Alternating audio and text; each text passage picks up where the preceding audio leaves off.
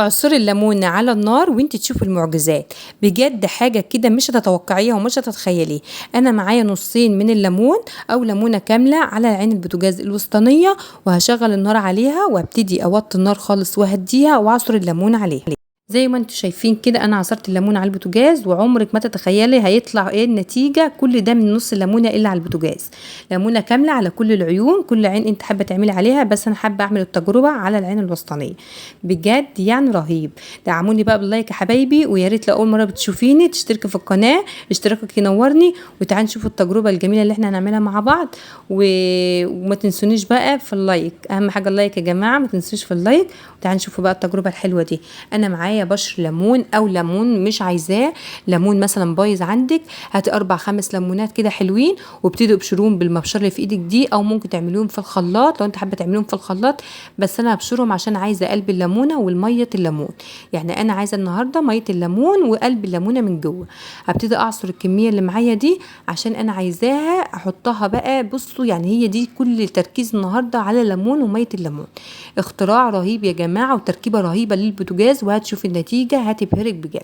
بجد فكره منزليه مش هتتخيليها، واول مره تورد عليك الفكره الرهيبه دي. عايزه اقولك بقى ان الليمون كتير قوي في السوق، ويعني رخيص جدا اليومين دول، يعني ممكن تستهلكي 4-5 ليمونات براحتك عادي، ونعصرهم كويس قوي. وانا عايزه الميه بتاعتهم، يعني ببتدي اخد القلب بتاع الليمونه والميه بتاع الليمون، هبتدي اخدهم دلوقتي واخلط عليهم مكون جميل قوي.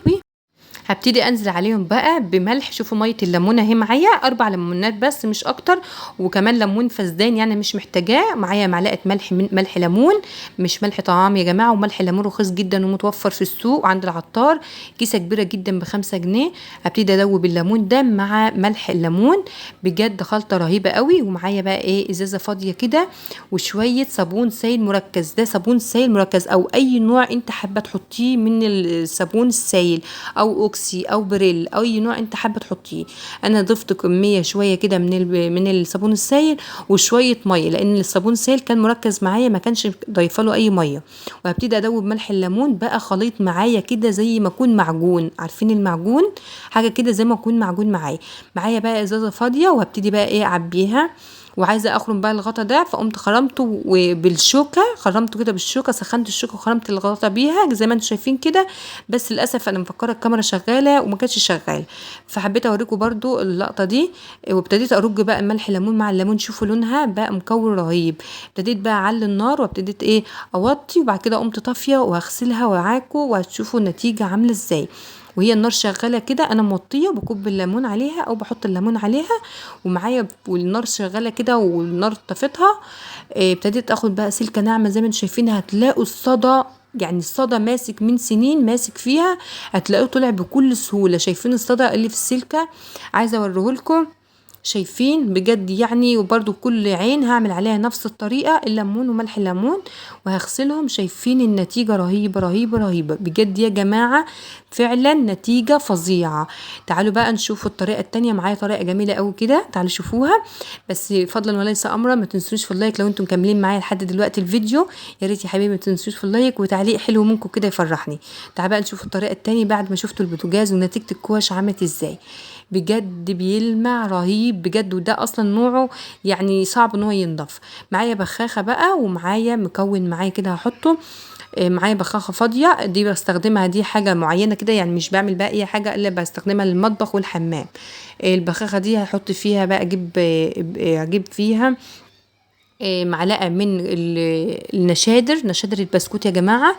نشادر البسكوت اللي بنعمل بيه البسكوت، هاخد منها معلقه واحطها، معلقه من نشادر، وهضيفها بالخل.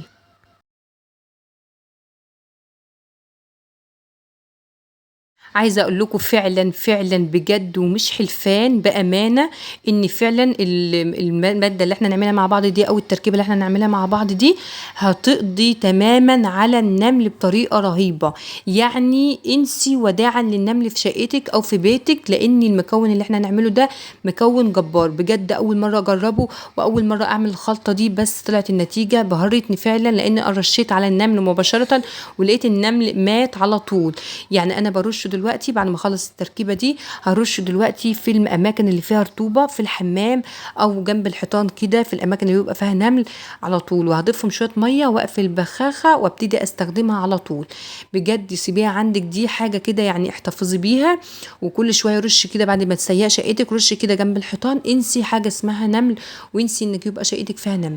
بجد رهيب وتجربتها حلوه جدا، وجربوها وبامانه هتدعولي عن التجربه دي والتجربه اللي قبلها، والاتنين احسن من بعض.